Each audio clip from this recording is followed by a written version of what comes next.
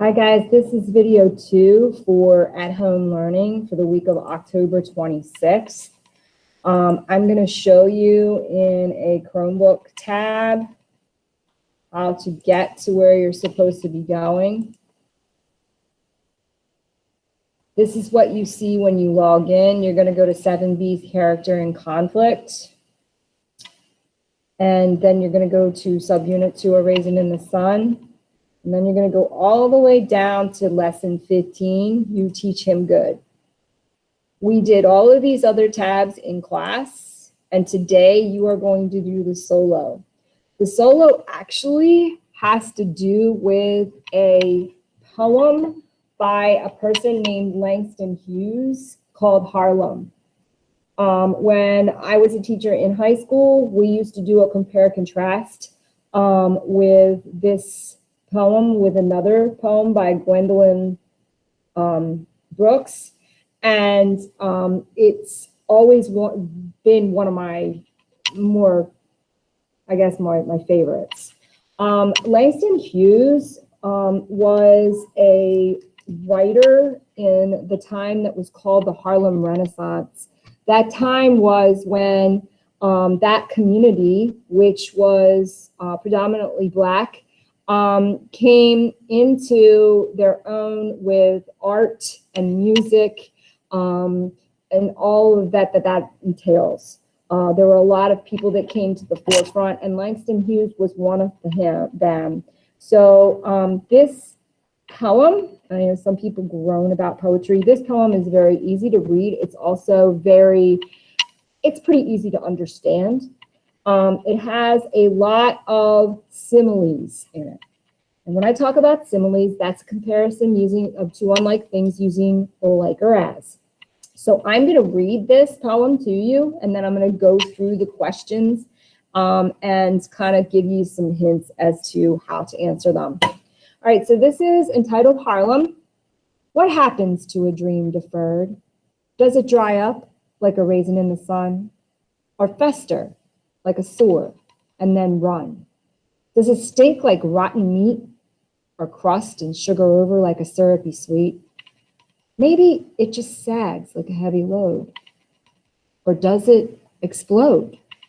So if you do not remember, at the very beginning of the movie, if you watched the movie, at the very beginning of the opening credits, Morgan Freeman's voice comes over as a voiceover, and he reads this poem. This has to do with the title, obviously, because the very first line is, what happens to a dream deferred? Does it dry up like a raisin in the sun? So obviously that has something to do with what Lorraine Hansberry wanted to put into this play.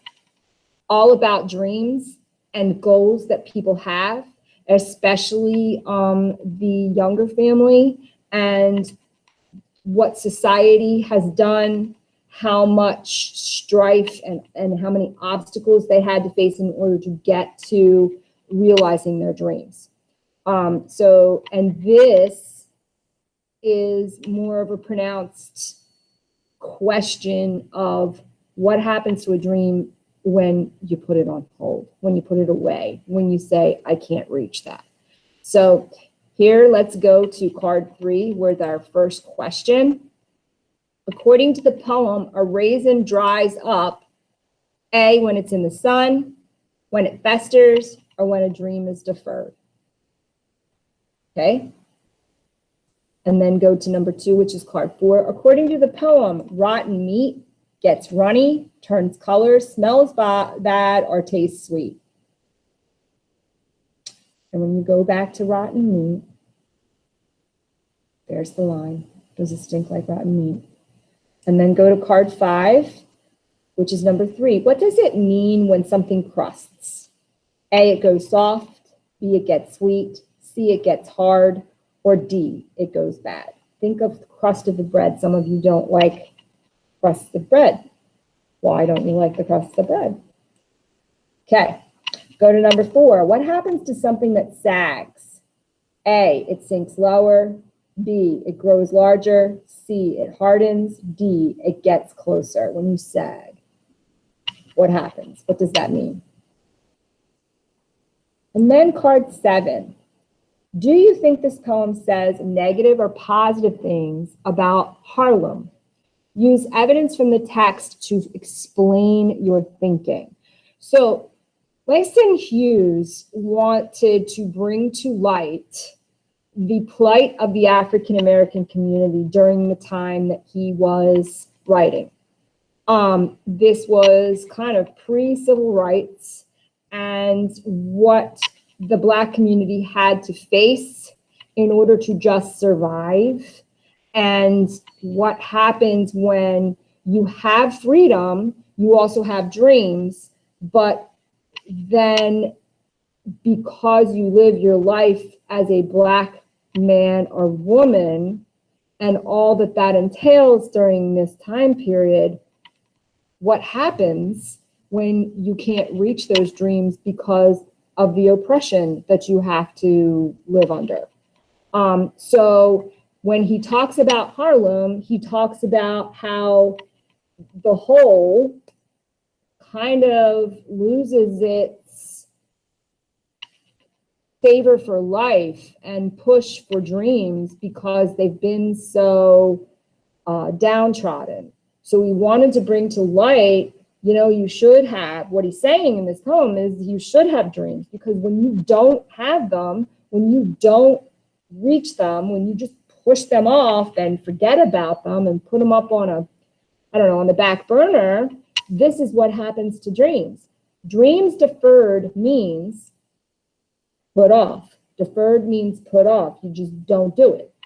So he's trying to tell you what happens. So when it's Harlem, when he's alluding to the fact that this is Harlem and this is what I see in Harlem and all the people in Harlem, because that was a Black community, is it negative or positive? And then use evidence from the text. You do not have to do 100 words on this. It just has to be in race format. Restate, answer, cite evidence, and explain. Okay, so as I tripped over that a little bit, I apologize for my wording.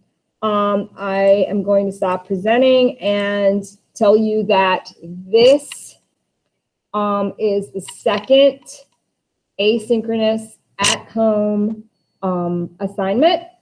And this is also due November 3rd, which is Election Day, so that you can get all of your work done and hand it in so that we can get those grades in. I will see you in class, and I hope that you all stay well and stay safe.